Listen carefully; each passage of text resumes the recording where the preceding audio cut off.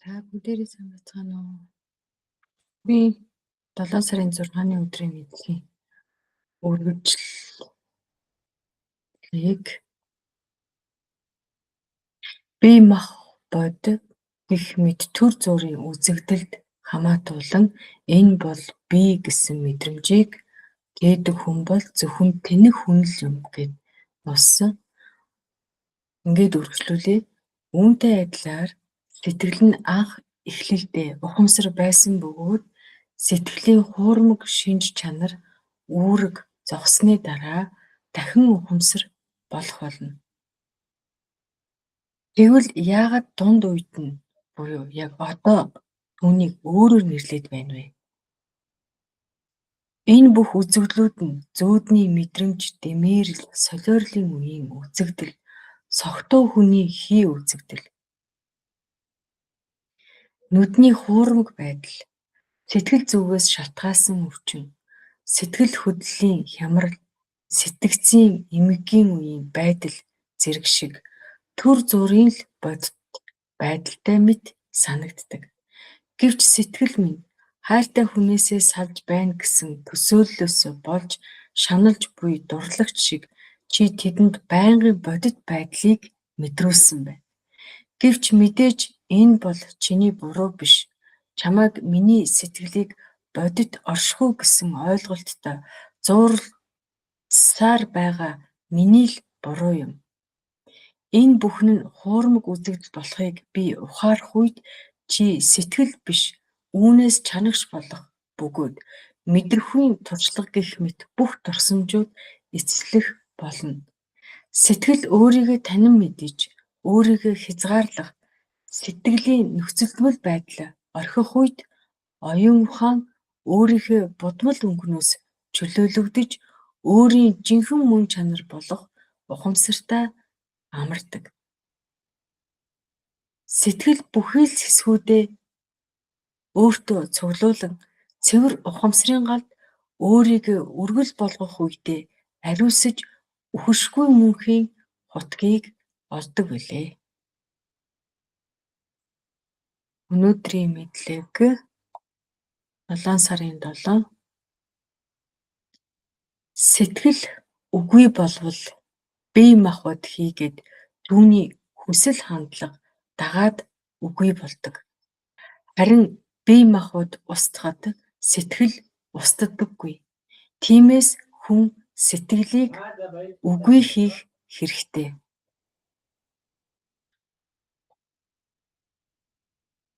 Сэтгэлийг үгүй хийх хэрэгтэй гэдэг нь сэтгэлийг хөнөөнө гэдэг нь хязгаарлагдмал жижиг сэтгэлээсээ салж хязгааргүй том цэвэр ухамсарт өөрийн жинхэнэ мөн чанартай сэрхийг хэлнэ. Удалака үргэлжлүүлэн бясалгажээ.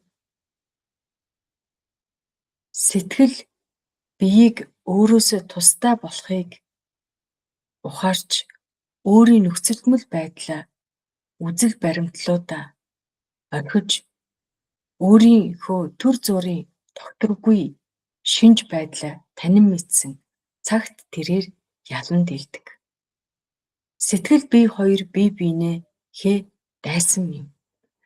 Тиймээс тэд үгүй болоход дээд амгалан ац жаргал ирдэг. Учир нь тэд нэгдэх үедээ харилцан зөрчилдөөнөөсөө болж асар их зовлон дагуулдаг.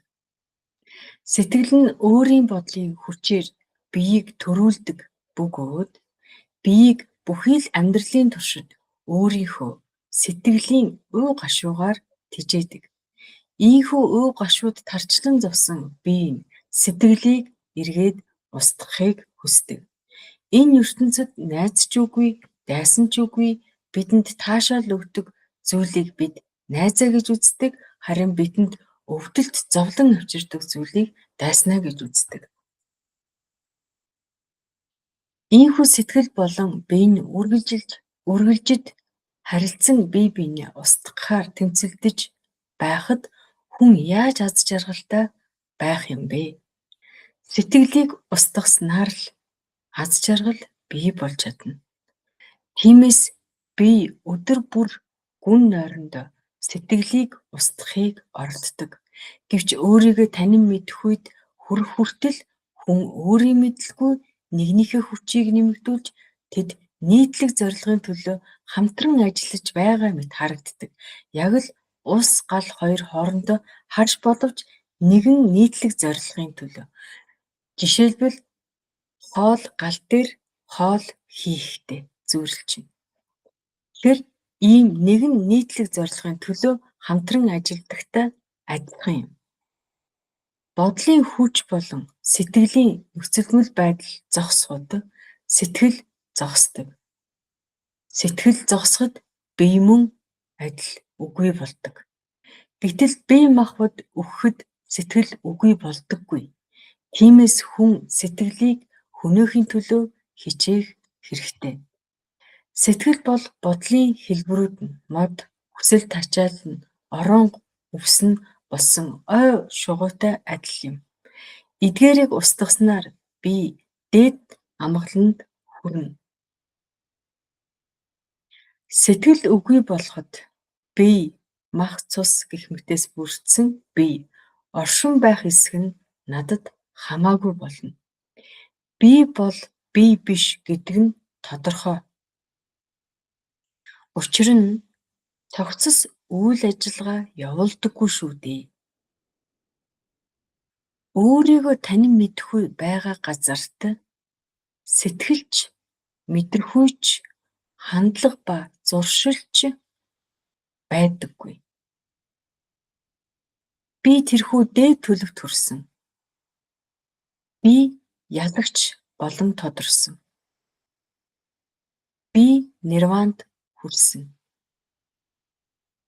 Үрнээс шахагдсан тос үртэйгээ ямар ч холбоогүй болдог шиг би сэтгэл, би мэдрэхүйтэй холбоотой бүх харилцаанаас дээгүүр гарсан.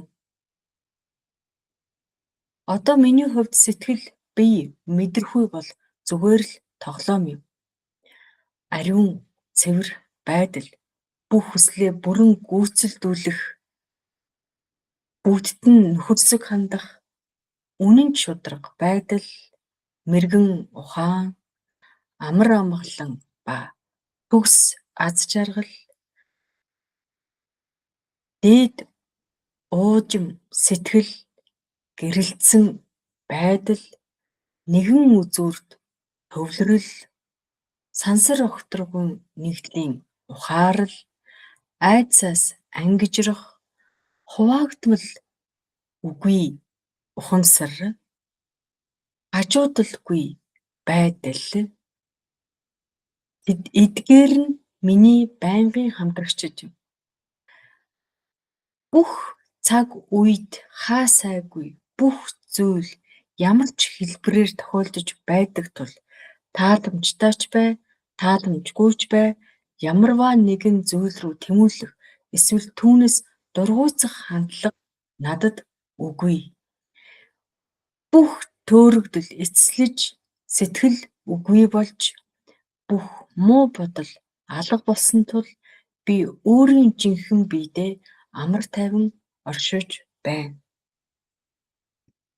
Мэдлэг 7 сарын 8. Амьдралын хүч прана нь хүрднүүдийг буюу чакраг даган тархсан дотоод кундалинийн яг л их мөрнийг ус бүрэн дүүргдэг шиг дүүргэв.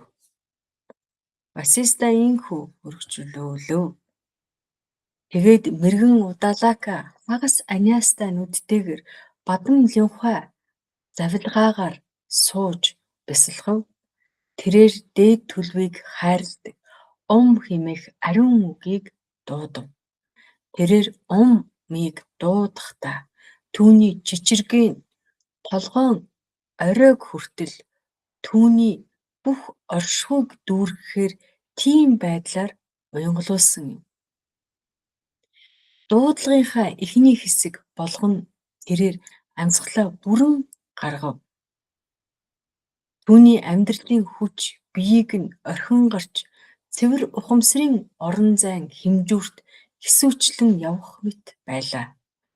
Түүний зүрхнээс гарсан гал биеийг нь бүхэлдэн шатаав. Энэ бүгдийг удалака хатгаа йогт гардаг хүчирхийлэлгүйгээр үйлдсэн. Учир нь хатгаа йог өвдөлтийг үүсгэдэг. Ом хэмээх ариун үгийг 2 дахь удаага хэлснээр тэрээр тэнцвэрийн төлөв төрч түүнд ямар ч сандрал чичиргээгүйгээр амьсгалаа аяндаа барих үйл явц бий болов. Амьдралын хүч гадаач биш, доторч биш, доорч биш, дээрч биш, яг л зогссон мэт хөдөлгөөнгүй байлаа. Биеийг үнс болгосны дараа гад өөрөө шатаж дуусаад алга болов. Зөвхөн цэвэр үнсэл харагдав. Яг л яс нь мөргөлийн үеэр шатдаг гавар болж хувирсан мэт байлаа. Үнсийг хүчтэй салхи хүлээж огторгуйд сарниулав. 3 дахь шатанд ом хэмээх ариун үг оргилдоо эсвэл амар амгаландаа хүрэх үед амьсгал авах, амьдралын хүчийг дотогш татах үйл явц бий болов. Энэ үе шатанд ухамсарын аршааны яг төвд байсан амьдралын хүчнүүд орон зайд сэрүүн салхи мэт тархав. Эдгээр хүчнүүд сарны бүсэд хүрв. Тэнд тэдгээр нь үлзийт цацраг болон тархаж улмаар биеийн үлдсэн үнсэн дээр бороо болон асгарав. Тэр даруй үнснээс Вишну бурхан шиг 4 гартай гэрэлтсэн оршихуй гарч ирэв. Удалака сахиус мэд гэрэлтэж түүний бүх оршихуй сахиус болон хувирсан байв. Амьдралын хүч нь спираль шиг тархсан